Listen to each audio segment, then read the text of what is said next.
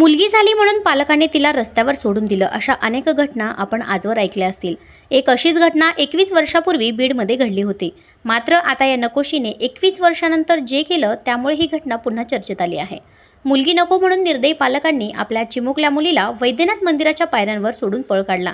आता तीच मुलगी 21 वर्षानंतर थेट फ्रान्सवरून बीडच्या परळीत आईवडिलांच्या शोधासाठी आली आहे। नेहाचं शिक्षण पालनपोषण अत्यंत आवडीनं करण्यात आलं। सध्या नेहा तिचं ग्रॅज्युएशन पूर्ण करून अन्य देशातून फ्रान्समध्ये स्थलांतरित झालेल्या मुलांना शिकवण्याचं काम करत आहे। आज नेहा 21 वर्षाची झाली आहे। नेहा असंते असं तिचं नाव आहे। लहानपणीची सर्व माहिती जेव्हा तिला दत्तक घेतलेल्या तिच्या आईवडिलांनी दिली तेव्हा तिला आपले जन्मदाते आईवडील कोण आहेत असा प्रश्न पडला। याच प्रश्नाचं उत्तर शोधण्यासाठी ती आता थेट भारतात आली असून सध्या ती परळीत जन्मदात्या आईवडिलांच्या भेटीसाठी त्यांचा शोध घेत आहे।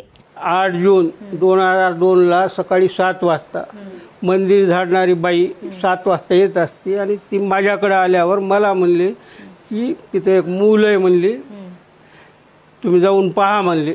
मग मी ते पाहिल्यावर मी तिला सगळं आंघोळ पांघरून फेंगरून घेतले, सोपं वाटतं। पण मी पाहिलं तर ती हलू लागली, डुलू लागली, रडू लागली। तर मी तिला म्हणलं होतं रडू नको तान्या बाळा, जन्म आपला हसण्यासाठी म्हणून। तर ते हसले खुदकत।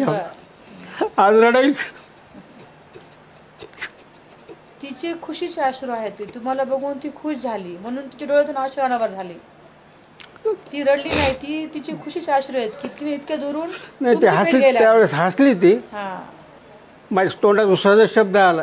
लहानपणी आम्हाला म्हणत होते रडू नको तान्या बाळा, जन्म आपला हसण्यासाठी म्हणून तिला म्हणल्याबरोबर त्या खुदकून हसली। हसल्यावर पुढे ते रडणंही थांबलं, सगळं थांबलं। सेक्रेटरी साहेबांनी फोन करून पोलीस इथं आले 8 वाजता। 8 वाजता पोलीस आल्यावर मला म्हणले की तुम्हाला पोलीस स्टेशनमध्ये रिपोर्ट द्यावं लागेल म्हणून। मग पोलीसमध्ये रिपोर्ट दिल्यावर सेक्रेटरी साहेब आमचे तिथं आले। त्याने सांगितलं की ही सगळी व्यवस्था तुम्ही कायद्याप्रमाणे करा। कोणाला असं परत किती महिन्याची होती, किती दिवसाची तुम्हाला असं वाटतं? पोलीस रिपोर्ट नुसार किती होती ती? जेव्हा डॉक्टरने तिची तपासणी केली ना तेव्हा ती किती दिवसाची होती? ती 30 दिवसाची म्हणते ते डॉक्टर। का म्हणले तर त्यांचं म्हणणं आहे की जी नाळ असते ना, नाळ कापल्यानंतर तिची जखम दुरुस्त व्हायला 30 दिवस लागतात आणि तिची जखम पूर्ण दुरुस्त होती। आणि तसा रिपोर्ट पोलीस स्टेशनमध्ये त्यांनी दिलेला आहे म्हणून ते आम्ही 30 दिवसात ह्याला 30 दिवस सोडून दिलं गेलं होतं। 1 महिन्याचं बाळ देवाच्या पायऱ्यावर सोडून दिलं। म्हणजे आई तिची आई इथं आली काय तर आमचं देऊळ 4 वाजता उघडतं पहाटे। 4 वाजता उघडून सगळे दर्शनाला लोक येत असतात। आमचे जे उपाध्ये असतात ते तिकडे लक्ष कोणी देत नाही, त्या समोरच्या रस्त्याने जाते सगळे तिथं। आणि ते एक बाजूला तुम्हाला ते जागा दाखवतो ते कोणी मग तुडविणार नाही करणार नाही अशा जागी ठेवलं। फक्त ते झाडणाऱ्या बाईला दिसली।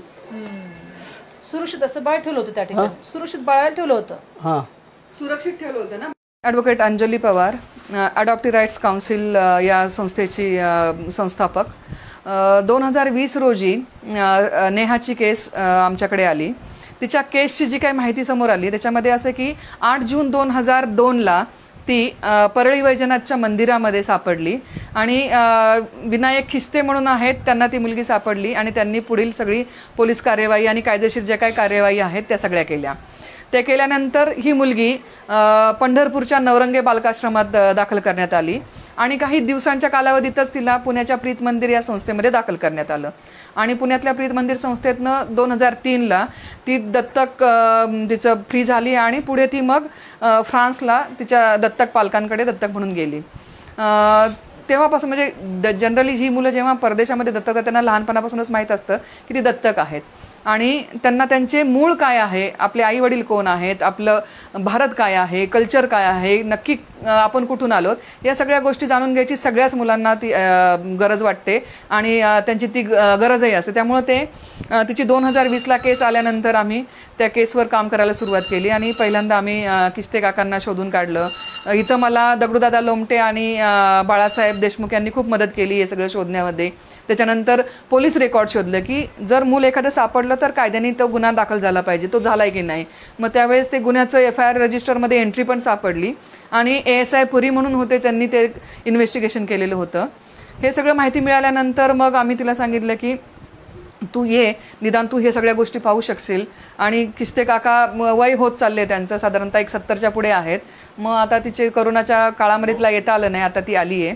आणि किस्ते काकांनाच ती भेटली आणि आम्ही प्लस तिचं आता पुढे मंदिराची वगैरे सगळ्या गोष्टी पाहू. पण याच्यामध्ये आमचं म्हणणं असं आहे की तिला एक इच्छा आहे की 30 दिवसांची मुलगी मंदिराच्या पायरीवर कोणतरी ठेवून गेले, मंदिराच्या आतमध्ये सुरक्षित ठिकाणी ठेवलेलं आहे. याचा अर्थ ती कुठल्याही अनैतिक संबंधातनं किंवा अशी काही झालेली मला तरी वाटत नाहीये. आणि 1 महिना आईने सांभाळले म्हणजे बाकीचे नातेवाईकही असणारे, वडीलही असतील, बरेच कोणीतरी असेल. तर आम्ही या माध्यमातून सगळ्यांना अपील करू इच्छितो, परळीकर असतील किंवा आजूबाजूच्या गावांमधले लोक असतील जे रेग्युलरली वैजनाथच्या दर्शनाला येतात, की त्या देवाच्या साक्षीने मला असं वाटतं कोणीतरी पुढे यावं. आणि ज्याला माहिती आहे की ही मुलगी कोणाची, नेहा, त्यावेळेस तिचं नाव स्नेहल ठेवलं होतं, ही मुलगी नेहा, तिला पाहिल्यानंतर तुम्हाला अंदाज येईलच की कुठली काय. तर ज्यांना कोणाला माहिती आहे त्यांनी प्लीज पुढे या आणि तिला तिच्या आईला आणि इतर नातेवाईकांना एकदा तरी आयुष्यामध्ये भेटायचंय.